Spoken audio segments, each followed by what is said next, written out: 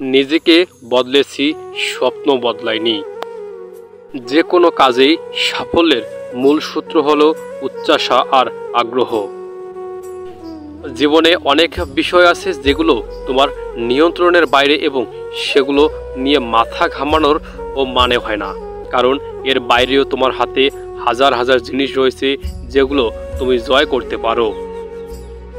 দ্রুত কাজ করে অন্যকে অতিক্রম করুন। আপনি যদি সেটি না পারেন তাহলে বুঝতে হবে আপনি খুব দ্রুত কাজ করতে পারছেন না। দৃঢ় প্রতিজ্ঞা করুন, কারণ আমাদের প্রতিজ্ঞা একসময় আচরণে পরিণত হয়। লক্ষ্যের পিছনে অক্লান্ত পরিশ্রম করেও যখন ব্যর্থতার তিক্ত স্বাদ পেতে হয়, তাতে দুঃখের কিছু নেই। এই কঠোর পরিশ্রমের ভেতর দিয়ে তুমি হয়ে উঠেছ আরও শক্তিশালী, আরও অভিজ্ঞ, আরও দক্ষ। এটাই তো সত্যিকারের বিজয়। প্রতিবন্ধকতা থাকার জন্য নিজেকে ছোট বা হেয় করবেন না। শারীরিক প্রতিবন্ধকতা আপনার মনকে প্রতিবন্ধী করতে পারবে না কোনো দিন।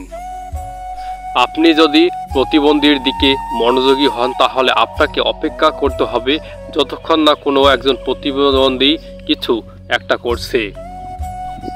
যদি ভালোভাবে বাঁচতে চান তাহলে মনে রাখবেন, সমস্যাকে তুচ্ছ জ্ঞান করতে হবে, আশীর্বাদকে গণ্য করতে হবে।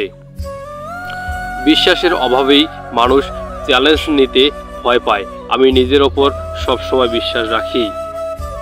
উপায়জ্ঞ মানুষের কাছে দুঃসাধ্য কাজও সহজসাধ্য।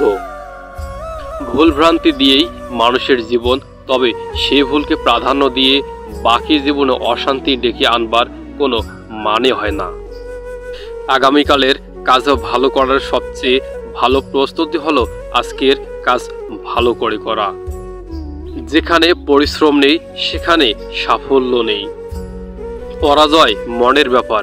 কেউই পরাজিত নয় যতক্ষণ না সে মন থেকে পরাজয় মেনে নেয়।